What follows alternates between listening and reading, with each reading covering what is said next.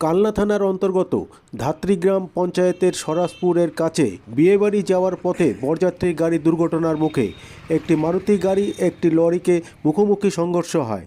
পরবর্তী সময় ওই গাড়িকেই আরেকটি লরি ধাক্কা মারে। ঘটনাস্থলে ছিটকে পড়েন গাড়িতে থাকা 4 জন। চলুন দেখে নেব সেই ছবি। আপনারা দেখছেন নিউজ নদিয়া এক্সপ্রেস। চ্যানেলটিকে সাবস্ক্রাইব, লাইক, শেয়ার এবং ফেসবুক পেজটি ফলো করুন।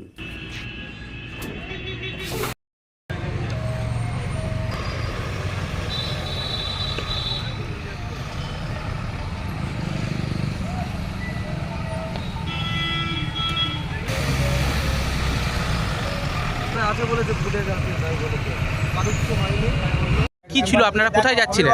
আমরা বিয়ে যাচ্ছিলাম। কোথায় যাচ্ছিলেন বিয়েতে?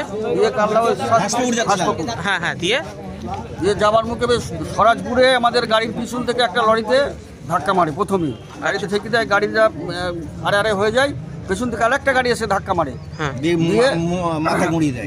গাড়িটা একদম সামনেটা একদম যাচ্ছে তাই করে ফ্র্যাকচার হয়ে গেছে।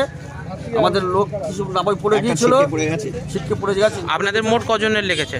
আমাদের লেগেছে 3 জন 4 জন, ড্রাইভার নিয়ে 4 জন। হ্যাঁ, 4 জনের লেগেছে। আচ্ছা, আর ওই এখন আমার তো হসপিটাল।